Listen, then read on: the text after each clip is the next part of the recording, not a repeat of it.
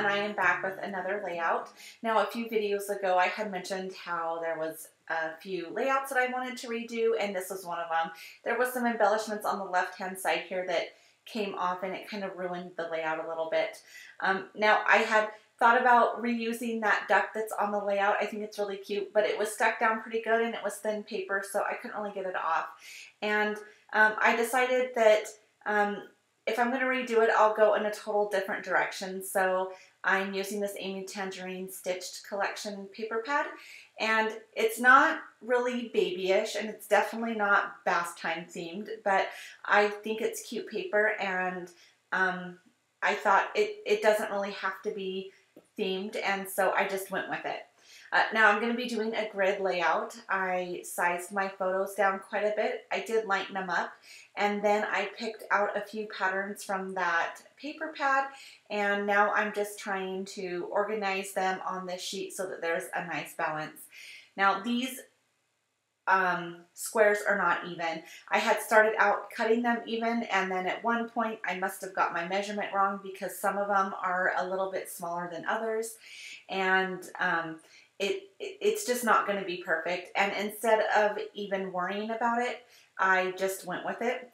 I didn't try to make any of the borders or the lines even. I kind of went with a more messy look.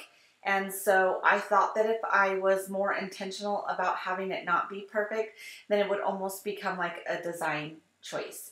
So that is what I chose to do. And very rarely do I ever try to make things perfect because it kind of just drives me crazy because it never is. But especially with this one, I went for more of an unperfect look just so that I didn't have to worry about recutting all my squares.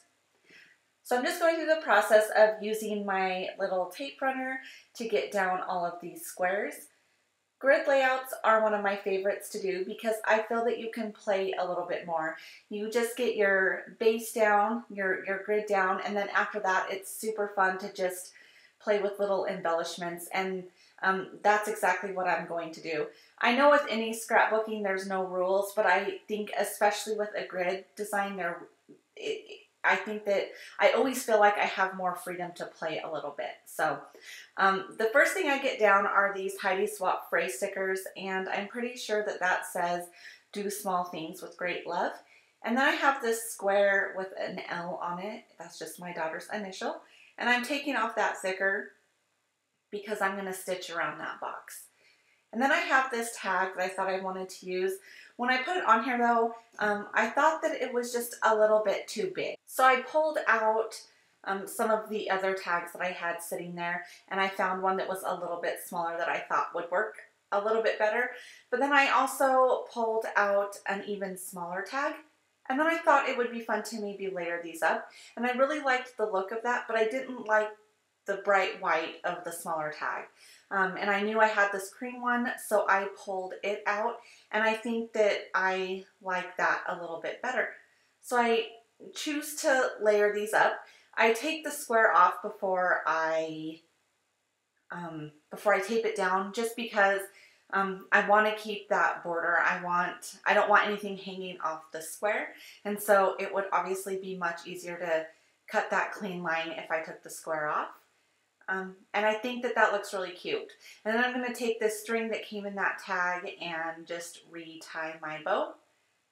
And I think I've mentioned it before, but if you turn, at least for me, if you turn it upside down and tie your bow, then it lays right. You know, the tails lay down.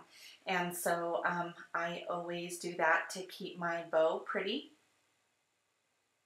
And I think that square looks really cute. It's probably my favorite one. So I'm going to take the rest of these embellishments and just kind of figure out where I want them. I just pulled things that I knew would look good in these squares. So I have this metal rim tag that I definitely want to use. But I want to decide where I want to put my journaling, and I have this square here that I know is the right size. So I decide this black square is a good spot for my journaling. And now you'll see I'm just going to play around with the rest of the embellishments. I really like this gray chipboard ampersand, but it doesn't end up making it on the layout, and either does that white camera, but they were both very cute. I have these gray enamel dots, and I put a cluster of 3 in one square, and then I put a cluster of 2 in another. And then I decide what I'm going to do with this metal ring tag, and I think this cork heart looks really cute in that, so I don't think too much about it. I just get that on there and in place, and then I try to fiddle with this ampersand just a little bit more. Like I said, I thought it was super cute and I wanted it on there. I thought about putting it on the tag, how I had it there. I thought that was really cute, but I just end up kind of putting it off to the side. So now you'll see where I stitched on my layout. I stitched on 3 of the boxes, and I got my journaling put into place. I typed it up. I didn't change any of the journaling from what was on the original layout, but the spot that I left myself to journal was much smaller. I tried to write it out a couple times, but it was too hard and it looked too messy. So I just typed it up so that it would look much more clean. And in my journaling, I just talk about how this was my daughter's first bath and that my mom gave that to her. If she's around, she always likes to give her grandbabies their first bath. And I was really excited to bathe her because she had to stay in the NICU for about a week. And so she really kind of smelled like hospital to me. And she was a little sticky from the tape that they had on her to like tape her IVs in and things like that. So I was really excited to get her bathed. So I think this is pretty much it. I'm happy with how everything looks. And now I just need to get my date put on here. So I'm just going to use this roller stamp and some Hero Arts ink and soft granite. I'm just trying to figure out where I want to put that date, but I end up putting it on the box with the tags. So I just wanted to thank you guys so much for watching. As I mentioned in my last video, I do have a crafty Instagram account now. So if you are on Instagram, be sure to check me out and follow me. I will put the information to that down below, but I am Banning Lane on Instagram as well. So we will talk to you all soon. All right, bye-bye.